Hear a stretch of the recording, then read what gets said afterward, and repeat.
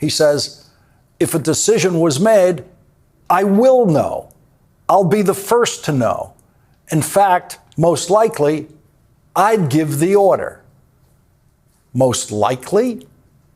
Okay, but we're talking about the instances when you don't give the order, like the pausing of the weapons to Ukraine. If there's a shred of truth in anything that Donald Trump said in response to Sean McCreesh today, it would be, well, I haven't thought about it. Everywhere Donald Trump turns, he sees worse news for his Jeffrey Epstein scandal. The other night, Jamie Raskin said he will be calling on Congress to have Pam Bandy, Kash Patel, and Dan Bongino testify about what they know. Last night, we saw Ghislaine Maxwell say she is willing to testify before Congress. And now, in one of the worst blows to Trump, his lawyer just made an admission about Epstein that has him completely panicked. We are going to get into it all. But before we do, if I could quickly ask you to leave a like on this video, and if you haven't already and you enjoy our channel, to hit that subscribe button, because it goes a long way in supporting our channel. Now, right now, there are many Republicans who are actually breaking with Donald Trump on this Epstein scandal. But the ones trying to defend him are so embarrassing. You just have to see the lame excuses they're trying to make for Trump.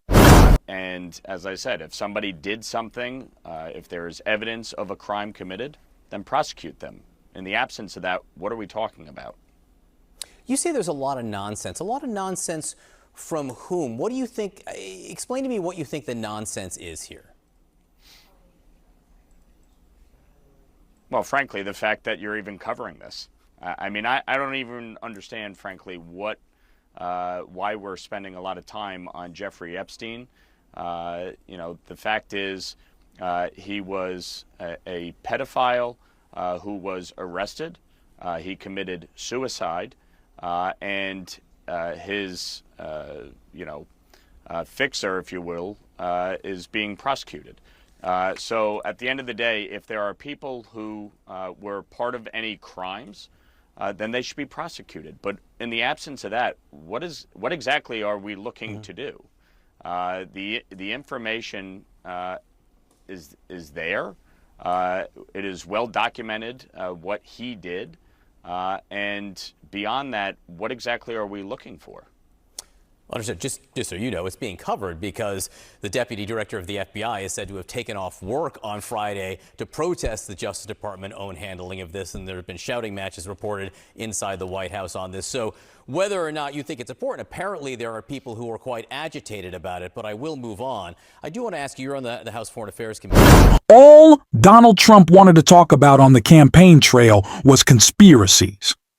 Conspiracies about Joe Biden, then about VP Harris, then about how the DOJ was being weaponized against him, about Epstein. Donald Trump did not push these conspiracy theories. This is an important distinction. He exploited them.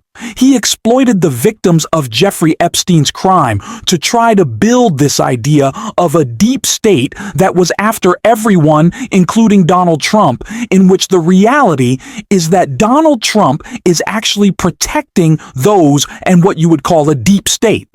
Donald Trump is looking after the billionaires. Donald Trump is looking after the elites, not just with a tax cut, but clearly he's protecting one billionaire himself from Jeffrey Epstein's files coming to the public view. That's what's happening right now. And why is the media covering this? Maybe because Donald Trump is accusing Barack Obama and Hillary Clinton of having written them, making a bigger story about it every single day, even though he's trying to distract like he did earlier this morning. Trump wrote on Truth Social in an early morning meltdown, "The United States of America has been ripped off on trade and military by friend and foe alike for decades. It has come at the cost of trillions of dollars, and it's just not sustainable any longer and never was. Countries should sit back and say, thank you for the many years free ride, but we know you now have to do what's right for America. We should respond by saying, thank you for understanding the situation we are in. Greatly appreciated." What is wrong with this guy? They are going to say this, and we'll say, we really appreciate.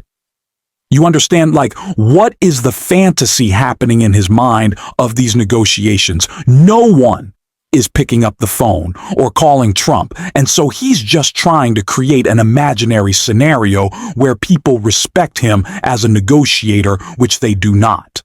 And it's just an effort for Donald Trump to distract from how weak he is right now, not just with his own party, but in this whole presidency. And it's only made worse by a new claim about what his lawyer asked Jeffrey Epstein, and it's blowing up in Trump's face. Trump lawyer says he asked Epstein in final days if he had dirt on Trump. Donald Trump's former lawyer, David Schoen, who also represented Jeffrey Epstein in the weeks before his death in 2019, made the eyebrow-raising revelation in June that he asked his imprisoned client if he had dirt on Trump.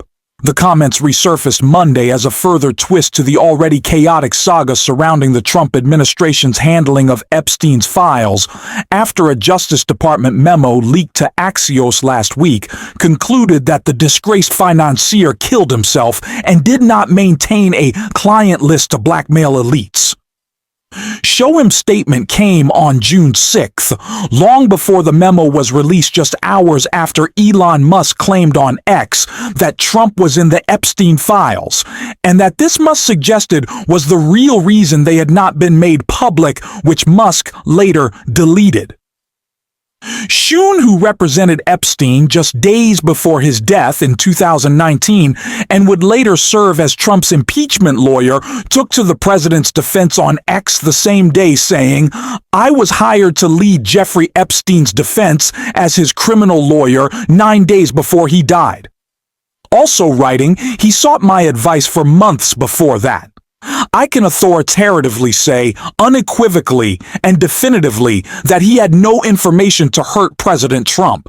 I specifically asked that the statement, however, has become fodder for Trump's feuding supporter base, which has been consumed with infighting after the publishing of the Justice Department memo. The memo enraged some MAGA loyalists and prompted accusations of betrayal and a backlash against Attorney General Pam Bondi from figures like Tucker Carlson, Laura Loomer, and Steve Bannon. Trump has attempted to rally behind Bondi, dismissing the obsession with the creep Epstein in a cabinet meeting and later pushing the idea that the Epstein files were a false flag authored by Obama-Clinton-Biden axis of criminals. So this post is resurfacing for a very important reason.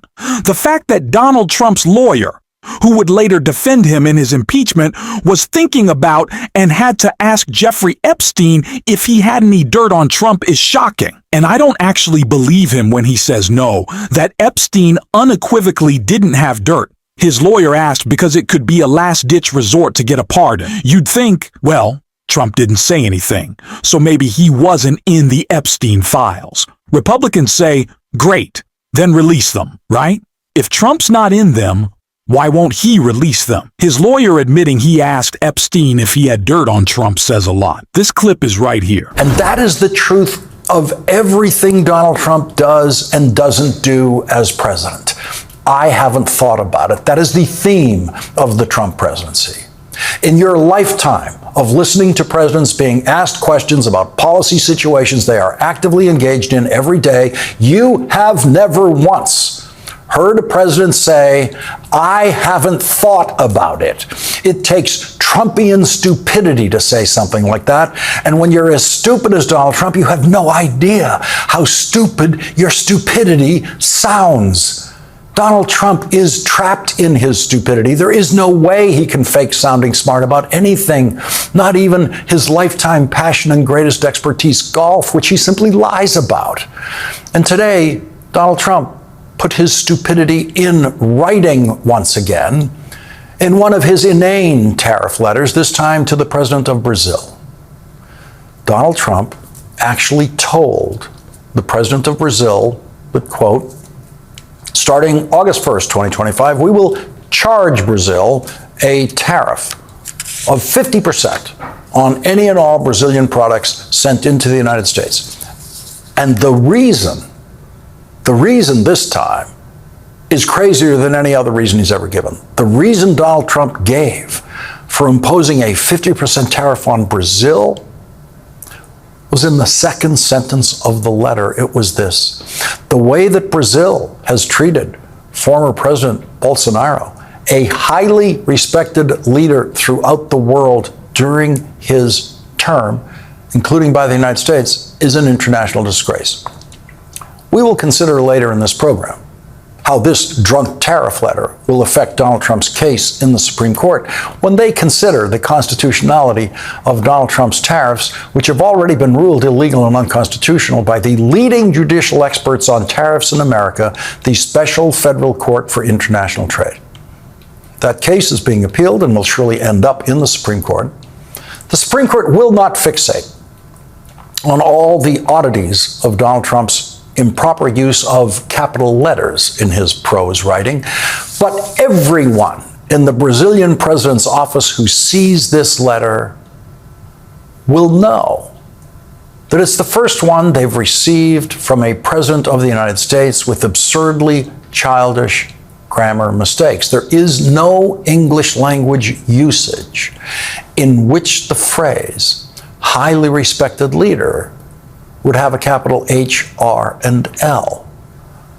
And everyone who knows English in the Brazilian president's office knows that the word world and the word term in that same sentence also should not be capitalized. There has never been an explanation, other than Donald Trump's inadequate education, for his random use of uppercase letters. But when you send these things to foreign countries and heads of state, they know that someone who can't command his own language, the proper use of his own language, cannot possibly be taken seriously on anything. Nobel Prize-winning economist Paul Krugman did a special post tonight on the Trump letter to Brazil, calling it evil and megalomaniacal. The truth of how Donald Trump arrived at the tariffs on Brazil, and it is in his own statement about another point, and that is his confession today. I haven't thought about it. That explains everything in the Trump presidency. This administration is in a state of complete collapse, and Donald Trump is the front man of that thing. Could not possibly be going worse of him, and you better believe we are going to be covered in all. Thanks for watching this video, and if you stuck around at the end, you can drop the blue heart in the comments, and until next time, I will see you soon.